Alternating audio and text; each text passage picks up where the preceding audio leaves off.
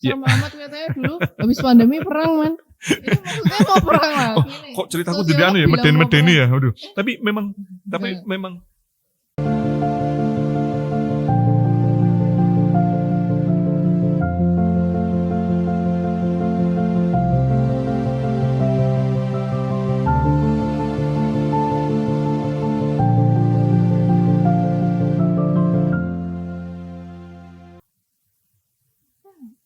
Enggak. Buka ya. Hai, saya Leona. Ayo kita ngeletik sambil ngulik. Kali ini saya akan mengulik Mas Ahmad Ramdan. Halo. Hai, terima kasih udah datang lagi. Ini Siap. kita ketemu ke berapa kalinya ya? Ya. Ke 1,5 lebih sedikit. Karena menurut saya yang kedua itu karena lewat Zoom ya. Yap. Itu mengenang Mei 98. Yap. Nah, itu yang pertama itu di apa tuh namanya? Kelurahan Stabilan ya. Betul. Ngomongin apa waktu itu? Persiapan grebek. Oh ya, grebek Stabilan. Stabilan. Oh ya, jadi Mas Ramdan ini kalau setahu saya waktu itu kayak dosen, tapi juga ngomongin kampung-kampung gitu loh. Betul. Apa sih yang tentang kampung-kampung itu? Kebetulan itu bagian dari salah satu kerja kelas saya di kampus. Iya. Mendokumentasikan kampung di kota Solo. Dan kita sering bertemu dengan banyak orang, belajar dengan banyak orang, dan pada akhirnya kita pengen membuat banyak pengetahuan lewat proses yang coba kita dorong pelan-pelan. Oh, Gitu. jadi dosen nih di kampus? Lebih tepatnya aparatur sipil negara, ASN. ASN, oke. Tapi ngajar? Ya, Ngomong aja dosen gitu lah. Dosen di kampus, UNS ya Solo? betul, 11 Maret. Fakultas apa jurusan apa? Jurusan sosiologi, fakultasnya ilmu sosial dan politik, 11 Maret. Jadi bisa dibilang Mas Ramdan ini sosiolog? Mau nggak mau namanya, iya. Karena prodinya sosiologi, mengajar mata kuliah sosiologi, kemudian kalau disebut, orang nyebutnya sebagai sosiolog. Iya. Gitu. Nah, kalau hanya dosen tidak sosiolog berarti teori saja, nggak ada. Betul, persis. Prakteknya nih, ini sosiolog juga. Oke. Makanya bermasyarakat dengan itu tadi ya, keliling di kampung-kampung. Salah satunya. Menelurkan karya seperti tesis itu bilangnya, bukannya? Kerja mahasiswa, tapi ia bisa berkolaborasi dengan banyak hal. Oh ya. Bisa berkolaborasi dengan lebih banyak orang. Ia bisa menjadi tugas mata kuliah, bisa menjadi riset, bisa menjadi pengabdian, apapun itu, dan intinya mereproduksi pengetahuan. Oh, okay. Itu yang kita coba produksi terus menerus. Gitu. Oh, pantesan waktu itu diundang dari Kelurahan Stabilan. Betul. Ini saya curious dulu nih, kenapa sih logatnya nggak Jawa nih, nggak medok gitu? Iya, betul. Sambil ngotek boleh loh, mau yang coklat atau enggak? Yang coklat. Ini yang coklat mau yang Siap, makasih banyak. Yang coklat, saya Oke.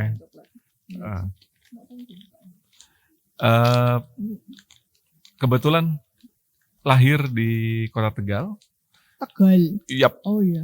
Kemudian punya pengalaman 20 tahun terakhir tinggal di Kota Solo. Belajar jadi mahasiswa, kemudian padannya mengajar. Wih, dia di Solo lebih lama daripada saya loh. Pada akhirnya begitu. 20 tahun di Solo. Saya ini, tahun ini usianya 28 tahun. Terus saya itu hampir 10 tahun ya, kira-kira 9 tahun di luar negeri. Wih, lebih lama di Solo daripada saya. Beneran. Betul. Tapi enggak, ini enggak ada logat Tegalnya juga nih. Ada apa lagi di kehidupan Anda? Ini terkontaminasi apa nih? Ya, kok enggak Tegal? Mungkin karena sudah terlalu sering dan terlalu terbiasa dengan kebudayaan Solo, dan pada akhirnya juga menjadi warga kota. Ya. Tapi enggak medok. Ya enggak ngerti ya, mungkin ya. Apa digawe medok wae ya? Medoknya Tegal. Digawe medok. Pernah di Jawa Barat? Enggak sih. Oh. Kenapa saya selalu ingatnya Mas Ramdan dari Banten? Enggak ya, dari Solo. Enggak. Kalau teman Banten ada. Oh iya. Orang tuanya juga bukan dari Jawa Barat. Enggak. Oke. Jadi kenapa ke Solo dari Tegal nih? Eh, SMP, SMA, Tegal semua. saya pikir salah satu pengalaman menarik ketika pengen kuliah, salah satu pilihannya adalah memilih Solo sebagai salah satu tempat untuk belajar. Dan salah satu argumen pada saat itu karena membayangkan atau mengimajinasikan kota dengan salah satu memori yang umum kita tahu, yaitu keraton. Dan sepertinya menarik kalau misalnya ada di sebuah tempat di mana keraton itu juga ada. Cirebon juga ada, lebih dekat ke Tegal. Betul, tapi yang membedakan mungkin di Solo menjadi lebih dekat karena dari Tegal dia sentimen kejawaannya lebih dapat. Iya sih. Dan konteksnya masih satu provinsi, satu provinsi di Jawa Tengah, gitu. Cirebon itu masuk mana sih? Cirebon maksudnya transisi perbatasan Jawa Barat paling timur dan dia masuk ke Jawa Barat. Kasih tehnya. Sama-sama. Oh itu belum dikasih gula. Jadi kalau mau gula, boleh ini ada kelemian kelihatannya ya. Ini kayak biji bunga matahari atau gimana. Kalau mau strong, ya ini ada alkohol, hand sanitizer. Oke. Mau strong. Makasih. Jadi ini saya belum puas nih. Solo 20 tahun yang lalu ya kira-kira. Itu tahun 2001. Ada apa? Saya 2001 umurku berapa? 93 gitu. Dikurangi 2001. Saya baru 8 tahun. Tahun itu tahun di mana kita bisa naik bis tingkat dari Palur sampai ke Kartosuro. Yang biru putih itu? Bis Damri. Iya. Yang tingkat 2 lantai, dua lantai, dan saya suka menikmati itu karena merasakan kota Solo dari ujung ke ujung dengan dengan visualisasi yang kalau selain naik bis kita nggak bakal dapat karena ya ada di lantai 2, dan kemudian melihat kota dengan lebih intim, lebih dekat karena bis itu berjalan lambat. Iya. Jadi sebenarnya bikin macet. Kita bisa melihat kota dari visualisasi itu, dan kemudian hari ini kita mungkin kehilangan situasi itu, walaupun kemudian Pemkot di beberapa waktu yang lalu punya jalan bis tingkat juga. Tapi mungkin konsepnya berbeda. Kalau dulu transportasi umum, kalau sekarang konsepnya lebih pada pariwisata. Jadi mungkin konteksnya berbeda. Tapi 20 tahun yang lalu kita melihat itu gitu. Kita melihat situasi di mana kota menjadi sangat sederhana karena awal reformasi. 2001, oh iya ya. Betul. Baru 3 tahun setelah reformasi. Setelah reformasi, dengan catatan bahwa tahun-tahun itu, tahun-tahun awal pasca kerusuhan di Mei 98. Iya. Jadi ada nuansa yang sentimental terhadap suasana kota, tapi ada trauma yang juga dialami oleh banyak orang. Tapi ternyata kalau memahami Solo ya padatnya ia hadir bersamaan. Ia bukan saling bertabrakan, tapi ia jadi paradoks itu bareng gitu. Salah satu dibentuk dari kerusuhan itu juga. Ya. Dan itu nggak cuma sekali kan padarnya, sejarah Solo itu ternyata saya tahunnya juga 98 itu aja saya masih 5 tahun dihitung sendiri. Ternyata ada sejarah yang situasi itu juga pernah terjadi di periode-periode sebelumnya. Di 80 itu terjadi. Mungkin di 98 paling dekat di Oktober 99 ada peristiwa politik yang juga mengakibatkan situasi chaos. Sebelumnya juga ada kerusuhan-kerusuhan yang disebabkan oleh tadi dinamika sosial politik masyarakat kota. Dan saya pikir itu menjelaskan Solo dinamis. Ini selalu saya tuh nggak tahu soal 98. Konfliknya sebelum 98 tuh selalu kayak rasialisme antar suku gitu atau apa nih? Sebenarnya konfliknya lebih pada sebenarnya konflik kerusuhan massa, tapi kemudian selalu saja punya kambing hitam atau atribut yang dilekatkan dengan isu rasial. Dan saya pikir di Orde Baru isu ini dikelola sedemikian rupa dan seringkali kemudian dijadikan latar dari sebuah perubahan politik yang sedang terjadi, termasuk juga 98. Karena 98 kan transisi dari Orde Baru, Pak Harto yang mungkin saya perlu ingatkan, sebelum Mei 98 kan ada krisis ekonomi yang luar biasa berat di Indonesia, dan bukannya di Indonesia, di Asia Tenggara itu terjadi dan berimbas pada transisi politik. Jatuhnya Soeharto dengan salah satu momen penandanya adalah kerusuhan 98. Ya maksudnya mungkin orang juga udah frustasi Ya, terus jadi betul. meluapnya seperti itu. Yap. Tapi kenapa kok bisa berulang di periode-periode itu ya, dari 98, 80, mungkin 60-an juga. Kenapa isunya tuh selalu ya ada temanya gitu. Kalau saya boleh, saya nyela ya. Waktu Hari Kesaktian Pancasila tanggal 1 Juni, peringatannya itu, saya itu kan riset nih, mau bikin konten untuk usaha saya. Nah itu katanya di riset saya menemukan di tahun 70, 60 itu peringatan hari lahir atau Hari Kesaktian Pancasila itu pernah dilarang. Yep. Kenapa itu? Ya spesifiknya ada imbasnya juga nggak ke isu-isu? Ada kuasa politik kita dalam konteks dari tadi kalau menyebut angka berarti kan transisi dari orde lama ke orde baru. Ya. Jadi ada juga konstruksi politik yang membuat kemudian diskursus Pancasila menjadi berbeda. Termasuk kemudian Pancasila di orde baru itu kan menjadi doktrin ideologi yang diinstrumentasi lewat P4, penataran dan seterusnya. Dan mungkin generasi 20 tahun terakhir tidak mengalami itu. Pasca itu 98 kemudian orang merasa sepertinya transisi di krisis ekonomi, kerusuhan, transisi politik nasional di Soeharto, saya pikir bukan hanya di Solo yang terjadi. Kalau mau dibuka catatannya lebih parah lagi di Ambon, Maluku, di Kalimantan, kemudian di Timor Leste. Ada banyak sekali kekerasan imbas dari situasi politik yang berubah. Artinya konstelasinya bisa berbeda-beda di setiap kota. Tapi bahwa kemudian politik dan kuasa politik kemudian bekerja untuk melahirkan ketegangan-ketegangan karena tadi pro kontra dan seterusnya.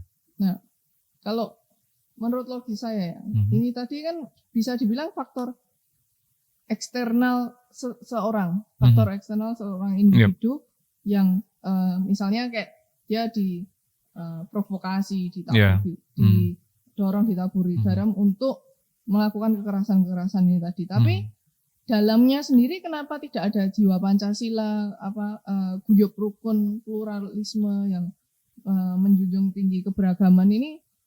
Di mana ini orang secara individual? Ya, saya pikir ini kemudian menjadi PR kita semua. Ini juga jadi otokritik terhadap dunia pendidikan terkait dengan tantangan kita menghadapi perubahan zaman, transisi politik, dan kemudian bagaimana kemudian etika kita nyebutnya sebagai budaya timur, sopan santun dan seterusnya tiba-tiba sepertinya bisa luruh seketika ketika kemudian politik mengintervensi dan hadir dengan kepentingannya. Jadi padannya itu menjadi sebuah PR besar. Kita nggak bisa pungkiri bahwa perubahan transisi politik yang terjadi itu selalu menyakitkan gitu, selalu berdarah-darah dan itu menyedihkan. Karena sebenarnya pemilu itu juga perubahan politik, transisi politik. Tapi ketika kemudian mekanisme demokrasi dan berjalan secara demokratis, saya pikir orang bisa diganti siapapun, presiden bisa diganti dan prosesnya bisa berjalan secara normal. Tapi ketika kemudian yang terjadi proses politiknya tidak berjalan secara demokratis, kemudian yang terjadi adalah praktik-praktik yang tidak demokratis. Dan saya pikir instrumentasi kekerasan kemudian sering kali dijadikan jalan keluar. Dan protesnya itu kenapa jadi keras gitu ya kan? Kalau mau dibaca, mau mengkritik pemerintah, tapi kenapa keluarnya menjadi seperti itu gitu kan? Katanya juga banyak conspiration behind it, tapi mungkin individu masyarakatnya sendiri kan. Mungkin dulu ada tuduhan bahwa ini gejala negara demokrasi dunia ketiga misalnya. Orang sebut itu, karena dia pasca dekolonialisasi, pasca transisi dari sipil ke dari militer ke sipil atau sebaliknya. Tapi ternyata sekarang orang sebut dengan post-truth demokrasi. kita juga menghadapi kenyataan di Amerika yang semaju Ya, itu pun menghadapi yang demokrasi transisi pun yang luar ya biasa. masih Artinya memang hari sedikit. ini bukan kita nggak bisa menuduh oh kita kurang literasi nih. Sepertinya nggak juga karena Donald Trump menang juga dengan narasi hoax di mana-mana Ya, kan gitu. Artinya ini memang gelombang baru, transisi dari digital teknologi yang kemarin kita offline, tiba-tiba ruang-ruang demokrasi kita menjadi masif, dia hadir diinstrumentasi oleh teknologi, kebebasan masif dan seterusnya. Dan sepertinya kita lagi belajar beradaptasi pada situasi itu. Tapi mungkin ada kegagapan untuk Jelas. berpikir dan menganalisa ya di situ. Yep. Jadi semua Yep. kelimpahan informasi ini kok Mhm. manusianya tuh tidak lebih solid gitu menurut saya. Setuju.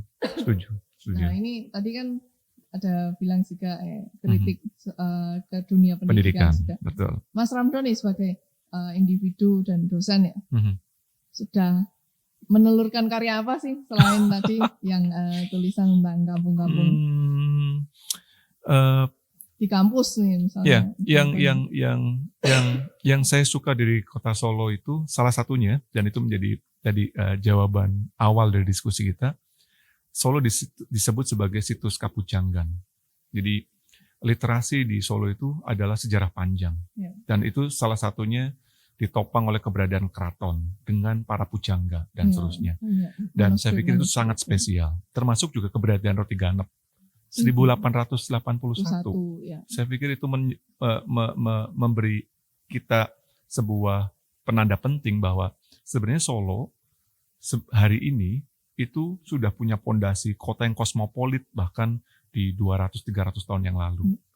Artinya akulturasinya pun juga betul, luas. orang sebut orang sebut praktik kolonialisme, tapi dimensi lain dari praktik kolonialisme adalah kebudayaan akulturasi dunia global. Artinya kalau orang sebut listrik hari ini kita punya fasilitas teknologi itu, Solo termasuk paling awal misalnya. Ketika kemudian teknologi transportasi kereta, tram, Solo juga relatif paling awal. Sekian abad tahun yang lalu kita sudah punya itu. Kemudian literasi menjadi salah satu pondasinya. Saya termasuk ketika kemudian ada di kampus, seperti pengen menjadi bagian dari situasi itu. Jadi kerja-kerja literasi berbasis mahasiswa, anak muda tentang kota, tentang kampung sebagai salah satu titik tolak, maka itu yang coba kita kerjakan terus-menerus. Jadi kerja-kerja dokumentasi kampung kota kita kolaborasikan dengan banyak teman di dalam kampus, lintas kampus, dan yang lebih penting ruang-ruang itu didorong dengan menjadikan warga sebagai sumber pengetahuan. Kenapa? Karena asumsi yang pengen saya bangun, ada banyak perubahan, tapi tidak banyak pengetahuan. Karena idealnya perubahan basisnya adalah pengetahuan. Nah, karena kemudian ada gap antara pengetahuan dan perubahan, saya pikir itu problem besar. Dan itu lagi-lagi menjadi kritik lagi. Bagaimana kemudian kampus atau kita, siapapun itu, yang percaya pada dunia pendidikan, literasi, mestinya bisa berkontribusi untuk memastikan bahwa pengetahuan itu dikelola, diakumulasikan, bisa menjadi modal perubahan. Termasuk tadi sejak bagaimana kemudian kita memahami ganep hari ini itu menjadi spesial karena dia menjadi sebuah epic pengetahuan dan kerja panjang tradisi keluarga yang berkomitmen pada sebuah usaha, dan tak pikir saya harus menghargai itu semuanya dengan sangat spesial. Berat sih. Iki ngelem ya? Makasih loh ya. Muri budaya ini ada artnya yang bisa long life ini mempelajarinya. Betul. Ya. Oh ini pas nggak ada. Apa yang bisa buat motong gitu Mas? Bisa dibuka ya nggak jadi ngotek. Ngomongin capeknya dong. Oh, iya. Ada ruang-ruang di. Sebenarnya di dalam kampus, di dalam kampus saya concern dan mencoba aktif mempromosikan ruang-ruang dialog bagi anak muda. Anak muda nih. Dan saya pikir jangan pakai cara dosen S3 dong ya. Saya percaya bahwa kampus akan bertambah tua. Setiap kita yang mengajar juga akan bertambah lanjut usianya. Tapi energi terbesar dari keberadaan kampus dimanapun itu, saya pikir adalah anak muda sebagai core bisnisnya. Yang berputar di situ kan betul. Muda-muda ya. Itu kenapa kemudian sepertinya ruang-ruang belajar, ruang-ruang dialognya harusnya juga bisa beradaptasi dengan situasi itu. Termasuk salah satu inisiasinya adalah membuka ruang-ruang dialog yang kita dorong di akhir tahun 2019 itu, kita buat Cafe Bhinneka, ruang untuk berbagi dan berdialog satu sama lain. Dan kata kunci dari kenapa Bhinneka yang diambil, ya karena salah satu poin argumennya, ia dibangun oleh komitmen banyak orang dan ia sedang pengen mempromosikan keberagaman itu sendiri. Jadi dialognya dibuka dengan komitmen atas keberagaman. Dan kenapa kopi? Ya karena kita sepertinya percaya selain teh dan kopi, ia menjadi ruang bisa mendialogkan satu sama lain. Dan itu yang kemudian kita buat. Pemutaran film, obrolan, diskusi, workshop yang kita rancang pelan-pelan. Cuman kita buka di 28 Oktober 2019, Sumpah Pemuda. Nggak lama jalan, kemudian ya kita menghadapi pandemi dan padanya kita harus berproses bersama segenap warga dunia untuk beradaptasi dengan pandemi. Kampusnya pun tutup ya. Kampusnya juga tutup. Jadi ya itu situasi yang nggak bisa kita hindari. Tapi mau nggak mau kemudian kita beradaptasi. Ruang-ruang dialognya berpindah dari offline ke online. Hari ini kampus-kampus juga lagi belajar untuk mencoba membuka, masih memadai anak-anak muda tetap bisa berdialog dengan ruang-ruang yang difasilitasi oleh teknologi. Gitu. Tapi juga dibalik semua, mau buka kafe ataupun tentang kemasyarakatan. Kenapa ini si kebinekaan atau pluralisme ini tadi harus dimudahkan, harus bisa diserap oleh anak-anak muda, mahasiswa? Kenapa harus dengan gaya kafe? Kenapa enggak ya wedangan aja ngomong gimana gitu. Ini kalau yang saya lihat ya, mungkin sebagai anak yang sebelum 30 nih. Kenapa sih saya harus paham ini, misalnya Pancasila lah, atau keberagaman lah, atau bersimfoni atau berharmoni di masyarakat. Ini kenapa penting buat saya? Kalau misalnya ya di dunia dagang aja, yang penting cuan lah saya gitu. Kenapa di masyarakat ini penting ini untuk pemahaman kebinekaan? Saya pikir saya juga pernah mengalami situasi yang sama gitu, dengan pertanyaan, kenapa harus Pancasila ya? Kenapa harus Bhinneka dan seterusnya? Dan ternyata proses panjang berbangsa dan keterbukaan kita pada banyak hal, entah literatur, entah pengalaman, entah kesempatan berdialog dengan banyak pihak gitu, menyadarkan kita bahwa bangsa ini bangsa yang sangat besar, yang kemudian dia butuh mantra untuk menjaganya gitu, agar, kata Bung Karno, membayangkan dia tempat ini, bangsa ini tuh hidup untuk 1000 tahun gitu. Dia bukan bangsa yang dibuat untuk 50 tahun terus bubar, bukan, tapi bukan 100 juga, tapi 1000 tahun untuk membayangkan daya jangkau imajinasi tentang kebangsaan. Dan mantra itu dirumuskan oleh para pendiri bangsa pada saat itu gitu ya, yang juga generasi muda di periode itu, memastikan sepertinya harus ada toleransi satu sama lain. Sepertinya harus ada kemauan berbagi satu sama lain. Yang mereka sendiri, yang bapak-bapak bangsa ini kan juga sangat beragam ya. Dari Jawa, Sumatera. Dan proses panjang menjadi Indonesia itu kan panjang dari Oktober 28, kemudian sampai PPUPKI, PPKI, semuanya panjang sampai kemudian sepertinya itu dirumuskan oleh salah satu anugerah bangsa ini adalah Soekarno itu menjadi Pancasila. Dan saya pikir saya suka adegan kalau kita lihat di Kota Solo itu ada di Patung Manahan kan. Beliau duduk dengan menyilangkan kaki ke atas, duduk di sebuah kursi dan membaca buku. Itu ngayam kayak kalau buat saya. Betul. Kalau lihat patung-patung yang lain itu misalnya mengacu. Megang pistol. Berbeda. Soekarno suka gambar patung itu bagi saya sangat sangat spesial. Itu refleksi dari sebuah situasi di Kepulauan Banda ketika beliau merumuskan tentang gagasan kebangsaan.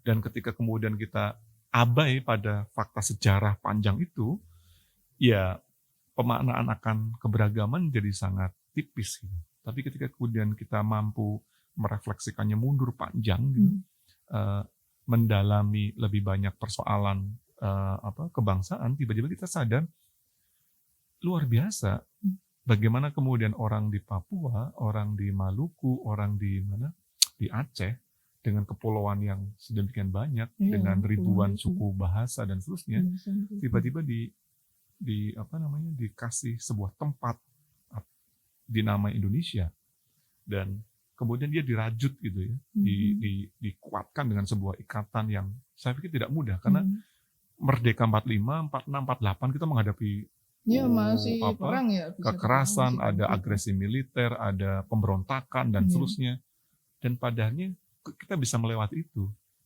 Bahkan kemudian kita mengalami proses sekian puluh tahun kemudian kita menghadapi tantangan disintegrasi tahun 99, Timur Leste, referendum, kemudian mereka milih merdeka. Dan itu ruang-ruang demokrasi yang kemudian harus kita hadapi. Sampai sekarang Irian juga masih panas. Termasuk ada banyak ketegangan. Jadi ketika kemudian kita punya kemauan dan kemampuan memahami wawasan kebangsaan yang lebih luas, kita sadar kenapa itu bisa semuanya diramu gitu. Sehingga kalau Leona mau ke Aceh nggak perlu bawa paspor gitu. Kenapa ya? Karena salah satu privilege-nya di situ. Berbeda di negara-negara di Eropa semuanya. Keluar orang sudah punya batas dan seterusnya, dan punya regulasi yang berbeda, dan kita punya itu semuanya. Dan saya pikir itu semua bisa dirawat karena tadi gagasan, kemauan dan kejujuran para pendiri bangsa itu untuk merumuskan sebuah mantra. Saya mungkin juga baru-baru nggak lama juga memahami betapa spesialnya itu semua gitu. Ketika kemudian kita menghadapi tadi ketegangan, tiba-tiba ada sikap orang intoleran, sikap eksklusif. Sepertinya kita menghadapi tantangan bersama-sama. Dan saya pikir ruang-ruang dialog itu yang harus kita lebih sering buka, sering buat agar situasinya jauh lebih harmonis. Salah satu, kalau saya boleh kasih input ya, salah satu asiknya pluralisme keberagaman ini sebagai I can call myself like a global citizen ya, seorang yang juga internasional. Lebih asik kalau kita bisa ngobrol sama orang yang macam-macam, bertukar pikiran, bertukar opini. Ya, kalau boleh ngomong tentang sisi dunia perdagangan, sebenarnya dari input banyak orang yang berbeda-beda itu kita jadi lebih kreatif gitu ya. Melihat orang ini taste-nya seperti ini. Apalagi kalau kita bisnisnya mau ekspor, kan kita juga harus lebih mengenal orang. Nah, itu dalam skala kecil sendiri pun juga menurut saya diperlukan itu pemahaman satu sama lain dengan toleransi itu sangat-sangat diperlukan di situ. Dimana kita bisa jadi itu bukan cuman kaya secara materi ya, tapi dalamnya kaya ini juga akan dampaknya luas lah. Persis. Iya, jadi kalau misalnya saya ngobrol itu enggak, pakai bahasa Jawa dengan orang sendiri nyaman sih ya, tapi kurang lebihnya ya pasti muternya di situ-situ aja. Sedangkan kalau kita bisa ngomong dengan bahasa internasional dengan orang macam-macam, misalnya kita ngomong pakai bahasa Indonesia dengan orang luar pulau ya, bukan di Pulau Jawa ataupun bahkan di Jawa Barat kan juga nggak pakai bahasa Jawa, itu tuh kita bisa kayak lebih bahasannya tuh jadi lebih luas gitu. Jadi kita nggak cuma di zona nyaman atau di kungkungan kita sendiri aja. Itu menurut saya yang memperkaya dan kayak life is not so boring gitu loh. Terutama untuk anak muda kelihatannya feed-nya di situ, bisa memancing anak muda tuh di situ. Kita tuh butuh keberagaman ini supaya bisa lebih enjoyable life ya. Ya, kalau tegang terus, kalau hanya mau di lingkungan sendiri itu, ya in my personal opinion it's just boring. It's plain like black and white. There's no colors in there. Nggak asik juga. Nah, terus saya mau tahu nih apa analisanya dan opininya seorang sosiolog nih ya tentang kemasyarakatan. 75 tahun Kota Solo, pemerintah Kota Solo dibentuk dan berkarya nih. Nah, kan kelihatannya Mas Ramdhani udah lebih lama nih di Solo daripada saya. Dan di Solonya kan sudah cukup dewasa gitu. Saya kan keluar Solo. Saya di Solo berarti dari lahir sampai umur ya 14 tahun, 15 tahun saya ke Malaysia. Dan itu 9 tahun kemudian baru balik Solo lagi. Nah, sebagai orang dewasa, sebagai sosiolog, dosen, dan pengamat, termasuk public governance ya, pengamat politik dan apa ya, kepemerintahan. Atau warga kota aja. Bagian dari warga kota. Tapi kan ngelihatnya beda. Kalau orang pasar ngelihatnya, oh ya hari ini yang diturunin apa aja, apa yang bisa dijual. Kalau Mas Ramdhani ini kan ngelihatnya, oh perkembangan kotanya, terus ide-ide dari pemerintah, gagasan pemerintah. Nah ini saya mau tahu nih, dulu tuh seperti apa Solo yang 20 tahun yang lalu atau sebelum 2020 deh? Oke. Ini momentum 75 tahun jadi spesial karena ada banyak alasan. Yang pertama, kalau mau merujuk 20 tahun berarti kita sudah sekitar 2 dekade otonomi daerah. Jadi otonomi daerah itu baru tahun 99 di Undang-Undang Nomor 22 tahun 99. Jadi selepas reformasi. Jadi salah satu buah reformasi adalah otonomi daerah. Sebelum reformasi dan otonomi daerah, semua gagasan kota, Solo, Jogja, apapun itu semuanya dikonsep dari Jakarta. Itu kayak terserah mereka. Orang nyebutnya sebagai apa? Top down gitu. Apa kata Jakarta ya semua sama di daerah. Dan itu terjadi 32 tahun. Sehingga reformasi itu baru mulai. Kita baru ngomong otonomi daerah itu reformasi. Salah satu tuntutannya itu. Saya mau tanya ya, ini saya kaget. Biar lewat dulu.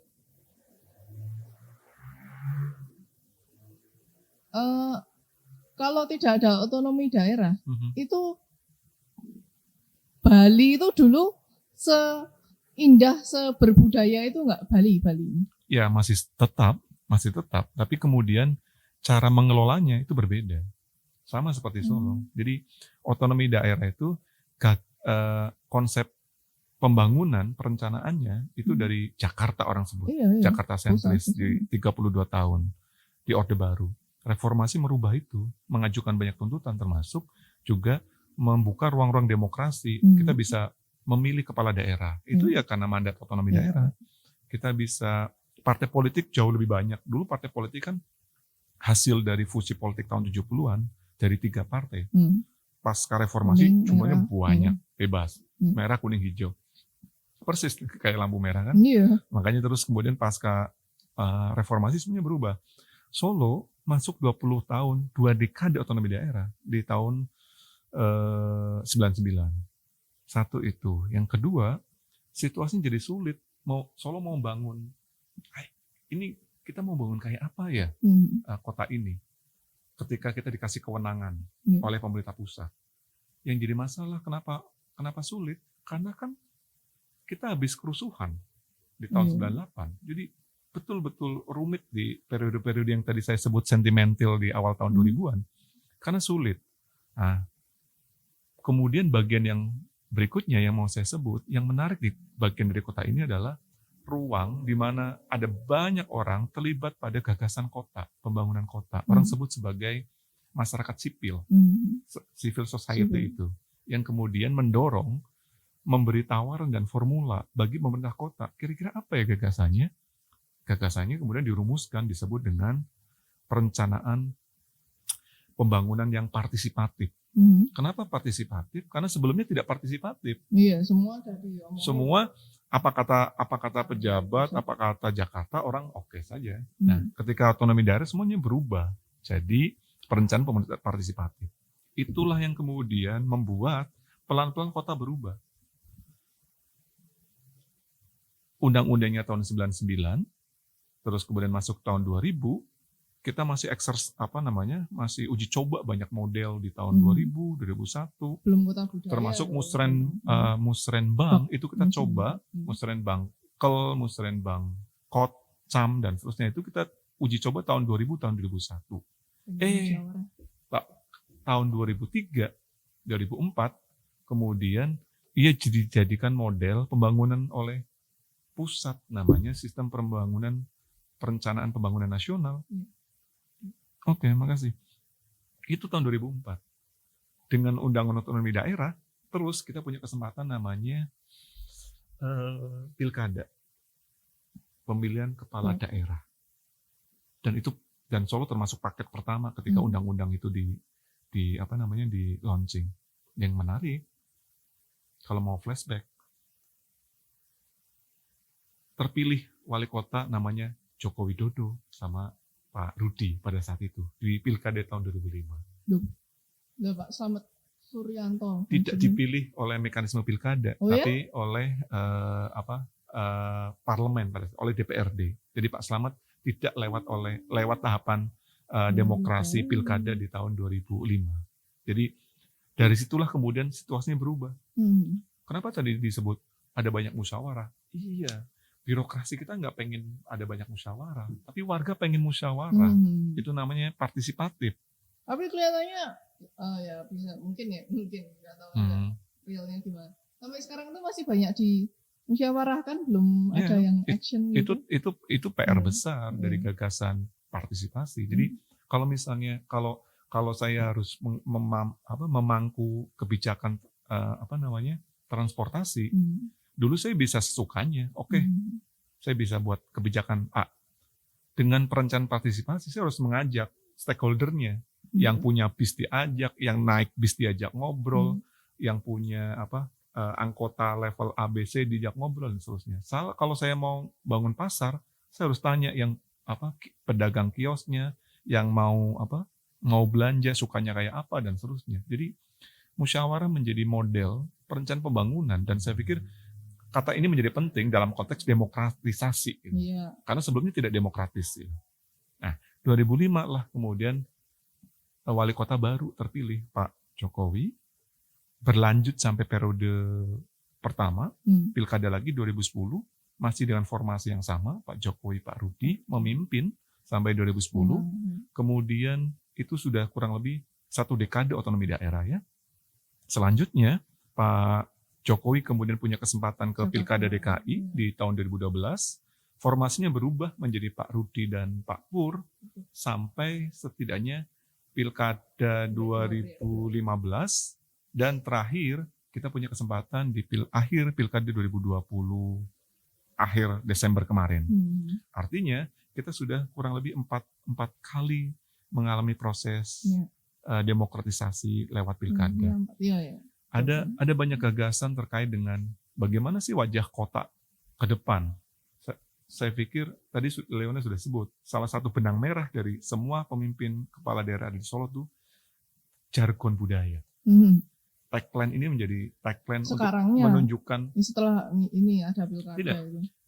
Kalau mau dilacak, bahkan sebelum pilkada 2005 di dokumen-dokumen pemerintah kota di tahun Orde Baru, Solo ini memang sudah disebut kota budaya karena keberadaan keraton, Kasunanan maupun Mangkunegaran dan praktek keseharian warga dengan budaya yang luar Jawa yang sangat kental. Itu yang kemudian dikelola sedemikian rupa oleh para pemangku kebijakan. Kemudian padahal kita harus sampai pada satu terminal terakhir, yaitu Pilkada 2020. Kemudian terpilihlah seorang wali kota baru, anak muda, namanya Gibran. Yang menarik kemudian PR besarnya adalah dia merumuskan gagasan melompat. Dan tantangan terbesar bukan hanya Gibran menurut saya, tantangan terbesar bagi semua wali kota, bupati maupun menteri presiden hari ini adalah kita berada di sebuah situasi politik baru dengan konteks pandemi. Iya. Jadi ya mau melompat tapi ada pandemi, man. Padarnya kita seperti mengulang 20 tahun yang lalu kan. Iya. Ada kepala daerah di Solo, tapi modalnya adalah krisis ekonomi dan kerusuhan 98. Iya. Situasinya sangat sulit dan hari ini juga terjadi sebenarnya.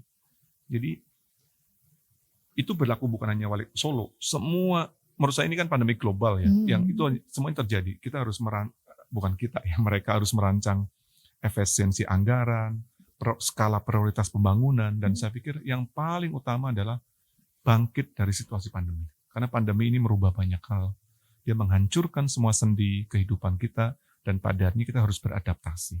Dan saya pikir itu PR juga kayak besar. Pedang bermata dua juga, Bos. Malah kamu sulit gitu, kayak mau prioritaskan yang mana. Kalau prioritaskan kayak kesehatan, katanya ekonominya mati. Betul. Kalau mau ekonomi nanti kesehatannya gimana? Itu setuju. Serba sulit juga kan. Makanya kalau dibahasakan di media itu gas dan rem gitu. Jadi memang ada momen di mana gasnya diambil, tapi juga remnya harus diinjak. Karena pilihan ngegas tanpa rem itu berisiko. Iya, karena hari ini terminologi pandemi global ini kan merubah kita untuk merubah konsep kita mendefinisikan ruang. Kita sudah dibatasi mobilitas kita dibangun mekanisme baru, jarak, prokes dan seterusnya. Dan saya pikir itu menjadi PR besar. Dan apakah kita bisa melalui itu? Saya pikir bisa, karena setiap kita kemudian terlibat dan berkontribusi pada upaya itu.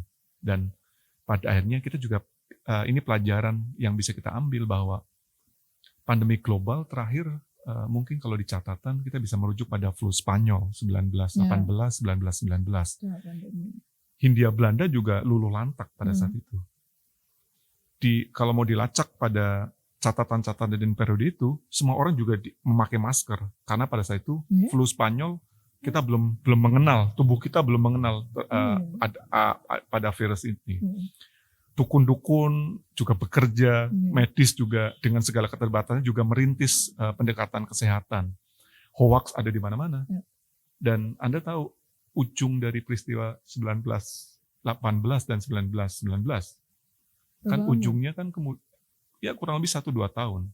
Tapi kan secara global, karena pandemi juga di global, kan bonusnya kemudian kita menghadapi Perang Dunia Pertama kan, pasca itu. Termasuk kemudian krisis global pasca Perang Dunia Pertama itu berimbas pada, kalau mau dibuka, itu krisis ekonomi global di 1930. Itu nanti kalau dibuka di catatnya, saya nggak tahu apa yang terjadi di Ganep, tapi batik-batik di Solo itu luluh lantak karena kemudian karena ekspor bahan yang mereka gunakan dari banyak negara itu mengalami di Solo itu udah luar biasa di periode itu. Jadi 1930 krisisnya bukan hanya di New York, tapi dia terjadi hampir di perdagangan global yang terjadi di semua negara. Dan ujung dari situasi pasca itu adalah Perang Dunia Kedua. 1942 dan klimaksnya di Agustus 45 kan, Nagasaki dan Hiroshima. Jadi artinya kalau kita mau bijak memahami bahwa perubahan yang sangat fundamental dan sepertinya kita harus beradaptasi dengan banyak hal. Ya saya pikir itu PR kita semua, dan kata solidaritas menjadi kata kunci menurut saya sih. Jadi kalau perang lagi.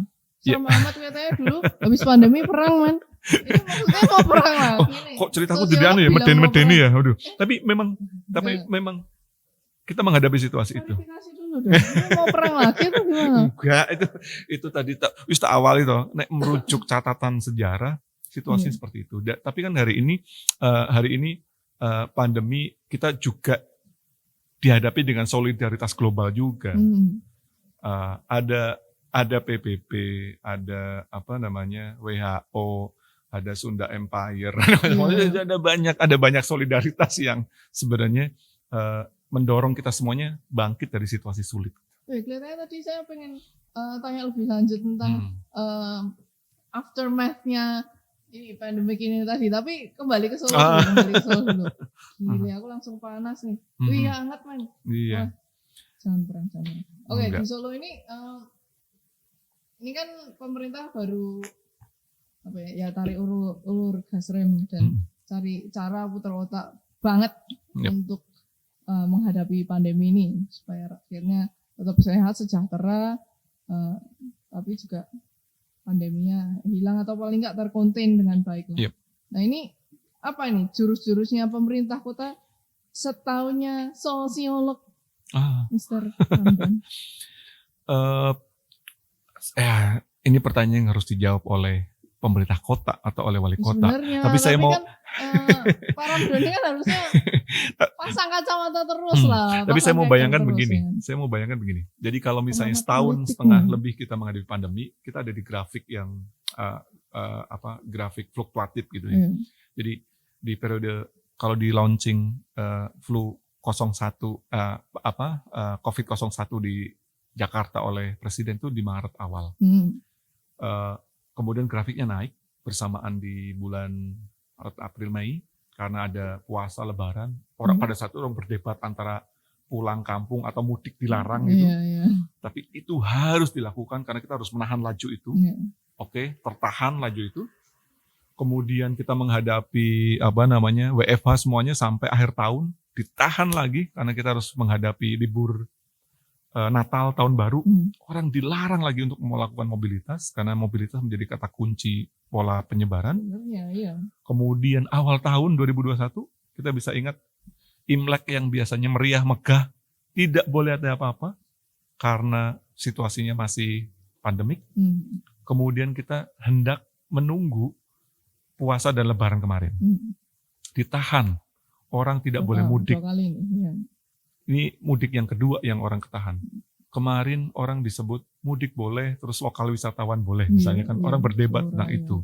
Tapi saya lagi bayangkan kenapa mudik harus dilarang? Karena kalau enggak, puluhan juta orang akan bergerak dari banyak kota ke desa-desa. Dan itu menyebabkan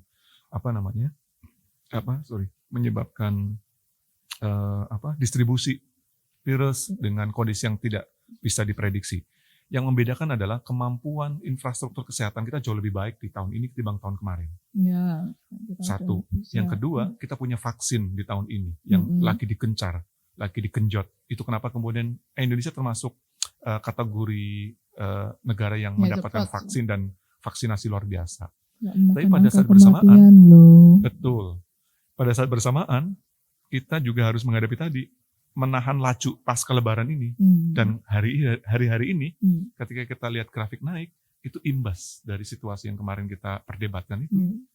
Sehingga kita lagi menghadapi situasi orang sebut moga-moga grafik ini tidak naik menjadi gelombang kedua sama seperti di Malaysia yang harus lockdown, apalagi membayangkan India yang mengerikan gitu ya.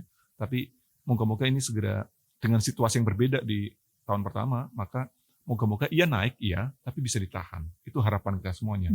Siapapun wali kotanya, siapapun bupatinya, atau perlajuannya turun gitu ya. Melambat begitu, melambat. Artinya itu terjadi tapi tidak secara generik ada di semua kota.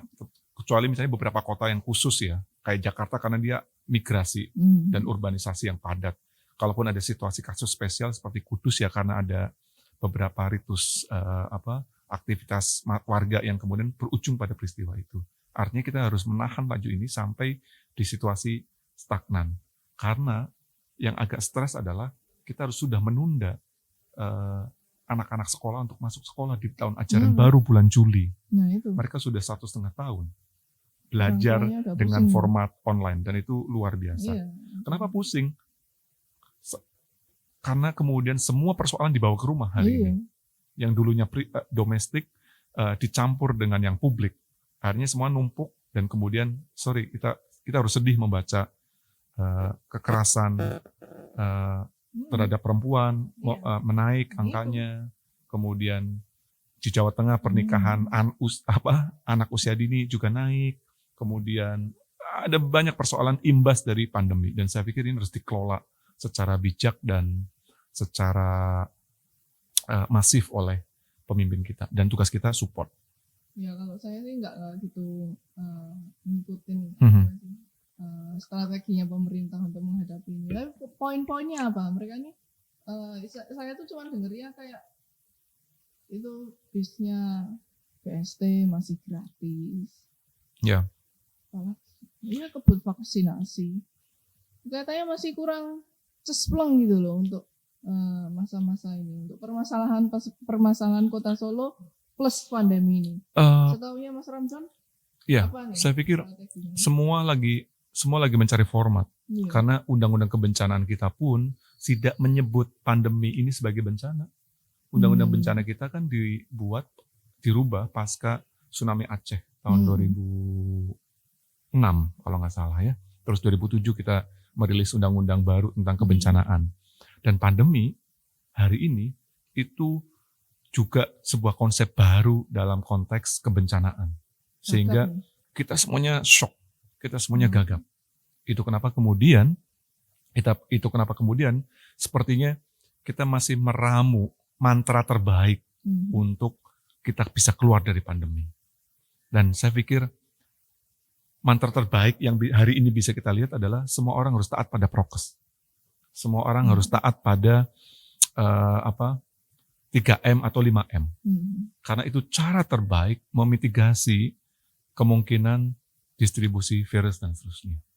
Di luar itu, daya dukung pemerintah itu kemudian tadi injeksi ekonomi sektor real, kemudian UMKM didorong, kemudian insentif BLT dan seterusnya.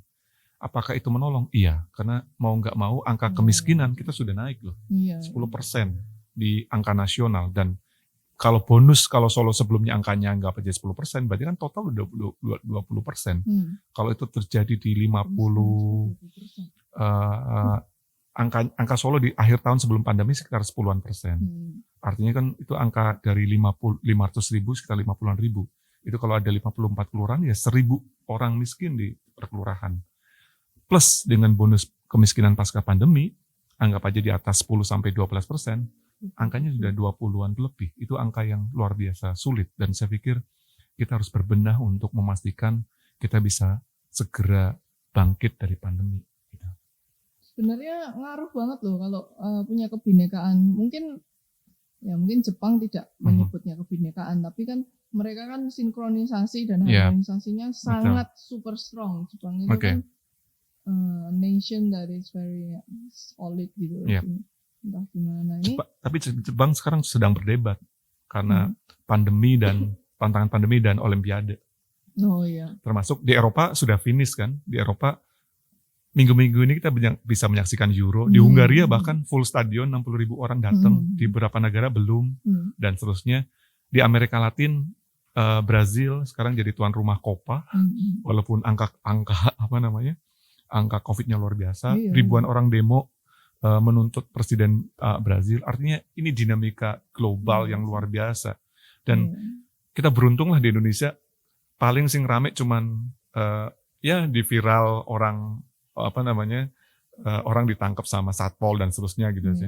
Kalau kita mau mengakses situasi di banyak negara, sepertinya terjadi kita masih baik-baik saja lah. Moga-moga masih bisa dikontrol. Ada FIFA berapa? 19. Yap. Iya. Yang harusnya mundur karena situasinya berubah. Karena situasinya belum memungkinkan adanya mobilitas. Itu kenapa kemudian Solo akan jadi salah satu venue di Liga 1 di bulan Juli dan seterusnya. Semuanya harus berbenah. Bukan untuk seremoni itu, tapi berbenah untuk memang kita harus bangkit, kita harus sehat. Angka kematian kita harus berkurang. Vaksinasi harus menjangkau lebih banyak orang, terutama yang rentan, lansia khususnya, karena daya tahan dan seterusnya, komorbid dan seterusnya. Jadi ini PR besar. Dan itu PR yang saya lagi bayangkan nggak ada, kalau misalnya wali kota dilantik, orang nyebut bulan madu, nggak ada bulan madu sepertinya. Karena stres dengan beban yang luar biasa berat. Minggu aja sampai kerja ya katanya. Saya nggak tahu juga. Iya. Untung Leona nggak jadi wali kota ya. Oh, saya tinggal aja dolan terus ya. Biasanya kan jadi kepala daerah memberi contoh. Nah, itu berarti saya harus beri contoh dolan. Kalau kurang dolan sakit nih. Betul. Tapi ini tadi selain ya cuma teriak-teriak prokes ya bantuan-bantuan gitu tuh bisa apa lagi pemerintah? Masih kurang puas nih. Ya, saya tidak tahu persis tapi kalau kemudian itu terjadi di hulu gitu ya, insentif dan seterusnya, maka di hilir yang mesti dilakukan adalah tadi memastikan bahwa mekanisme yang menurut saya yang paling vital hari ini adalah yang hari ini menjadi kritik penting dan cenderung diabaikan adalah ketidaksiapan infrastruktur kesehatan kita terhadap pandemi. Salah satunya adalah yang saya surprise itu adalah puskesmas. Puskesmas yang harusnya menjadi pusat kesehatan masyarakat. Pernah tahu tekan puskesmas toh? Itu harusnya menjadi daya dukung paling depan untuk melayani masyarakat pada situasi pandemi. Tapi hari ini kita masih punya PR besar. Artinya di Solo itu sudah bisa dilakukan, tapi secara nasional itu tidak. Misalnya itu menjadi PR besar. Yang kedua, pengetahuan kita tentang kesehatan, literasi kesehatan kita kan sangat rendah. Sangat rendah. Kita semuanya tahu hal-hal yang nggak baik, tapi kita sedikit sekali tahu hal-hal baik gitu. Ya sebenarnya terlalu tahu banyak hal yang nggak baik, cuma tetap dilakukan aja. Iya. Penjualnya udah tahu megang uang, terus dia ngeracik, terus megang uang ngeracik, tapi tetap dibeli, tetap ramai. Iya. Padahal kemudian ini PR besar gitu untuk memastikan bahwa kemudian salah satu pola dan mekanisme penyebarannya adalah situasi-situasi pelik seperti ini. Jadi pada ini kita sadar, misalnya PR kemarin saya dengar obrolan menarik misalnya terkait dengan kenapa kemudian di sekolah kita tidak mengaktifkan dokter kecil gitu ya sebagai media kampanye untuk memastikan semua orang bisa taat prokes misalnya, sehingga kita butuh seorang band padi untuk mengingatkan kita pakai masker, mengingatkan ingat pesan ibu gitu coba. Kenapa? Ya karena ibu nggak boleh sakit. Iya. Kalau bapak sakit, anak sakit nggak ada masalah. Tapi kalau ibu sakit, selesai. Itu kenapa ibu nggak boleh sakit. Dan ingat pesan ibu menjadi krusial untuk memastikan bahwa memang menahan laju ini adalah memastikan semua prokes berjalan dengan baik. Sebenarnya sih, jadi kalau ada keyakinan, kepercayaan dari masyarakat yang diomongkan pemerintah, this is real, this is kayak mortal gitu kan, orang percaya, oh ya benar-benar ini harus dilaksanakan juga. Betul. Akan lebih mudah gitu kerja pemerintah ya. Kan gitu kita banyak udah digelontorkan. Betul, ya. Kita berdebat antara vaksin itu mengandung babi atau enggak, kan konyol gitu menurut saya. Actually. Kita masih menghadapi situasi seperti itu. Orang menolak vaksin dengan argumen yang tidak logis, tapi itu terjadi, itu real. Artinya memang literasi kesehatan kita juga masih sangat terbatas. Dan itu menjadi PR semuanya. Sekaligus ke depan mungkin PR penting daya dukung infrastruktur kesehatan sepertinya menjadi sangat krusial untuk memastikan situasinya lebih baik ke depan. Tapi sebagai masyarakat sipil nih, misalnya saya nih, muda-muda, kita bisa apa ya untuk mendukung pemerintah pada saat masa pandemi ini dan di luar pandemi sendiri? Ini anak muda ini bisa apa? Saya pikir yang bisa menjawab ini, yang bisa menjawab ini seharusnya anak-anak muda. Tapi kalau boleh mewakili, saya berharap anak muda akan menjadi bagian dari transisi perubahan ini semua kan. Dengan wali kota muda, saya pikir Solo juga akan punya PR besar merumuskan banyak agenda untuk anak muda ke depan, menjangkau lebih banyak anak muda terlibat dan dibikinin creative hub kan, inklusi. Sebagai isu bersama-sama, termasuk juga infrastrukturnya dibuat fasilitas kreatif hub dan seterusnya. Tapi mungkin karena tadi ada urgensi terkait dengan kesehatan dan seterusnya, maka PR ini yang lagi dikerjakan bareng-bareng gitu. Tapi kalau misalnya dibikin creative hubs terus anak mudanya masuk creative hubs dengan prokes yang baik, di mana-mana juga mengaplikasikan exercise those health concerns, health measures dengan baik, itu kan kelihatannya akan menyebar luas gitu. Jadi memang kan orang tuanya juga akan melihat, oh ya, this is what they're doing, it's actually good. Mungkin malah anak muda yang menjadi contoh untuk saat ini ya. Menjadi garda depan mengkampanye dan membangun literasi ini. Dan saya pikir itu PR anak-anak muda kita hari ini. Kalau orang tuanya, ya sorry to say, mungkin orang tua juga ngeyel merasa paling benar atau melanggar prokes-prokes, itu kelihatannya malah anak muda nih yang bisa jadi contoh. Yap. Walaupun juga anak muda juga banyak yang melanggar prokes ya, tapi kita berharap mungkin kita dorong anak-anak muda untuk aktif di situ. Masalahnya itu tadi lack of critical thinking sama literasinya tadi. Jadi anak-anak muda ini malah kurang bisa memimpin dirinya sendiri, memimpin komunitas. Kebanyakan diprovokasi juga. Tapi kalau bisa anak muda ini juga meletik, critical thinking, juga bisa berpikir lebih kritis itu. Kalau saya sih optimis, pasti pandeminya juga lebih cepat bisa ditampung, saya setuju. Dirasakan. Karena kenapa harus optimis? Karena di beberapa negara juga selesai. Di Wuhan juga situasinya jauh lebih baik. Di lepas masker mereka. Di beberapa di Hungaria yang kita lihat di tuan rumah ketika mereka jadi Euro, semua orang juga lebih bebas, normal. Di beberapa negara juga itu sudah terjadi. Artinya kita juga bisa ke sana dengan kata kunci solidaritas. Teman-teman saya di Australia sekolah SMA ini bahkan mereka tidak pernah libur. Ya mungkin liburnya kayak 3 hari local lockdown gitu, tapi tidak pernah sampai lockdown. Ya sampai ini kan sudah setahun ya di Indonesia. Australia kan beberapa waktu yang sudah membuat turnamen tenis. Australia Open luar biasa. Itu tadi kalau asalkan mau melakukan protokol kesehatan dengan baik dan benar tuh kelihatannya bisa gitu loh. Setuju. Ya, toh itu penyebarannya itu benar-benar kalau dekat ya. Kita kan berusaha berjarak, ini ada 1,5 meter. Sebenarnya bisa, cuman asal semua itu bersinergi. Betul. Ada kepercayaan dan saling menghormati satu sama lain. Ya, jadi saya sebagai anak muda juga harus give good examples ya, gitu ya. Ada pesan-pesan lagi, guys, teman-teman mau tanyakan apa lagi? Terima kasih banyak Mas Ramdan. Besok-besok saya mau tanya-tanya lagi ya. Nanti kita mencerca. Bukan ngobrol bareng. Mengulik sambil ngeletik sambil ngulik dulu baru ngulik. Ngulik dulu. Ya, saya mau tanya lagi tentang apa ini? Kiprah anak muda ini kita bisa apa locally to have global impact gitu. Saya sendiri honestly sudah pernah merasakan apa yang kita perbuat lokal bisa punya global impact itu saya udah tahu. Tapi kan kita perlu bahas ini supaya kita juga bisa melakukannya di skala yang lebih luas lagi. Setuju. Jadi impact ke sekitaran kita. Thank you so much for tonight. I'll see you again. Sama-sama. I'll see you again on the next one.